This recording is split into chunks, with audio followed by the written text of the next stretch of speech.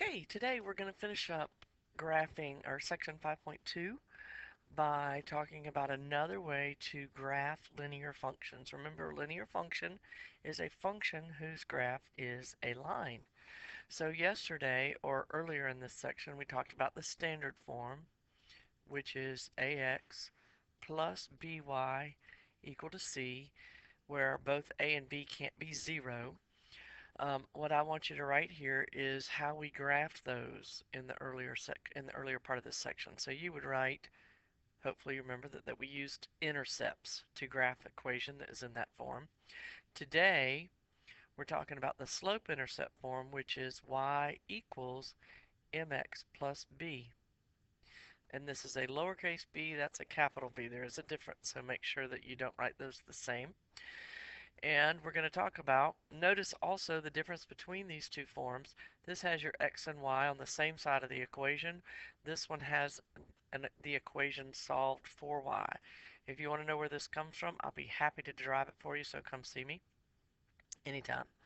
So let's talk about how to use the slope-intercept form to graph an equation.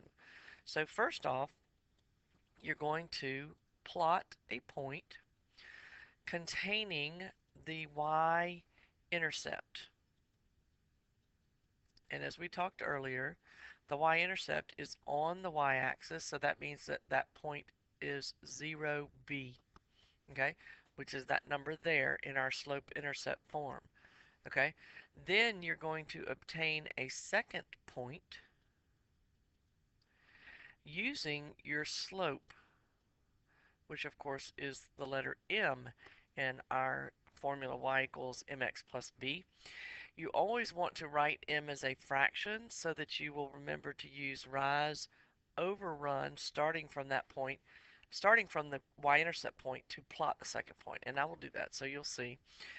And then lastly, you need to make sure that you use a straight edge to draw your line. So what I want you to do out on the side here, okay, on the side on your paper, I want you to tell me what you're going to use as a straight edge, whether you choose to use a ruler. You may not have a ruler with you all the time. You can use your student ID or your driver's license. But I want you to write outside what you're going to use to draw your lines every time so that you have a straight edge handy. The other thing you need to remember to do is to draw, usually we say arrows. They call them arrowheads. However, it doesn't matter. You'll see as we do it that you need to make sure you put them on the ends of your line to show that the line continues indefinitely in both directions. Okay, this particular step, you will lose points if you do not follow them. So please make sure that you follow all three steps when you draw your line. So let's go do some examples. Graph the linear function y equals 3/5 x plus y by using the slope and the y-intercept. Okay, in our equation, y equals 3/5 x plus 1. The first thing that we do is we're going to plot that y-intercept. So our y-intercept is 0, 1. So we go and plot 0, 1. Then the second thing we do is figure out the slope. And our slope is whatever the number is, the coefficient of x. And that, of course, is 3 over 5. And as it said, it's good in fraction form because that makes it easy to find rise over run. And the other thing that you ought to do to help you not make mistakes is just like we did on the earlier part of this section. When you look at the slope and you know it's positive, you should go ahead and draw on your paper a picture of the line that it's going to rise. And that way when you're counting off your slope, you don't actually accidentally go the wrong way. So when you do this, you start at that y-intercept that you plotted, and then you're going to count your slope to get the second point. So 1, 2, 3, rise. 1, 2, 3, 4, 5 is your run. 1, 2, 3, 1, 2, 3, 4, 5.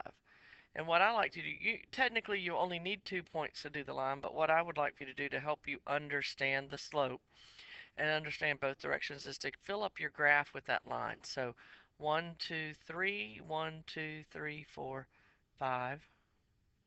And then 1, 2, 3, 1, 2, 3, 4, 5.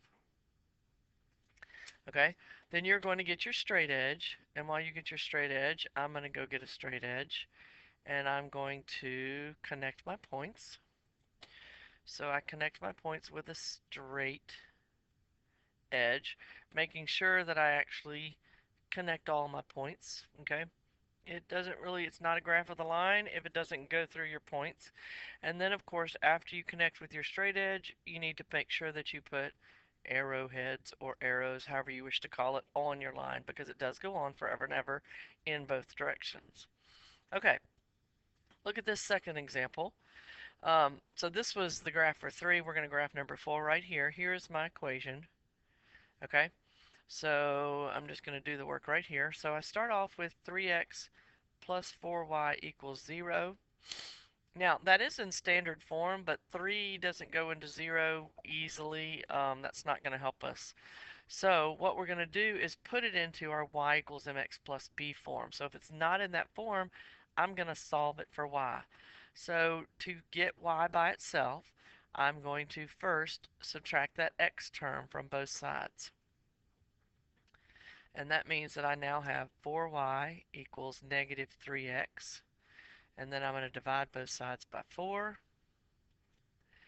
And that gives me y equals negative 3/4 x. So now it's in my slope-intercept form. Okay, the first thing I do is plot that y-intercept. And if you notice, there's nothing being added. So nothing being added is the same thing as plus 0. So my y-intercept is going to be 0, 0. My slope, in this case, is negative 3/4. And this one is negative, so my line is going to fall. So I'm going to make sure that I go in a negative direction when I graph that slope. So we start off at 0, 0. And I count up 1, 2, 3. And I have to go left 1, 2, 3, 4 because I got to make sure that it falls when I graph it. 1, 2, 3, 1, 2, 3, 4.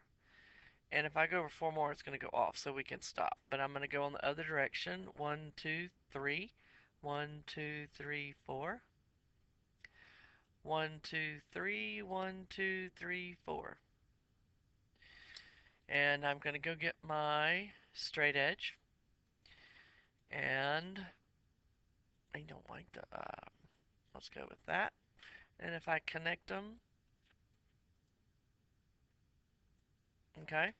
And after I connect them, draw them with my straight edge, making sure that I have connected all the points, then I'm going to put arrows on them. Okay, so the next thing you got to remember is sometimes you will only have one variable in your equation. That variable might be x or y all by itself. So this is how you want to handle it. Okay, if you have only one variable, it's actually easier because you don't have to think as hard if you can remember what's going on. Okay, if it says y equals 3, then what you want to remember that means it only crosses the y-axis. So where is y equal to 3? 1, 2, 3. There's my line. Okay, and if it only crosses that, then that means this is the kind where I'm going to have a horizontal line going through the y-axis.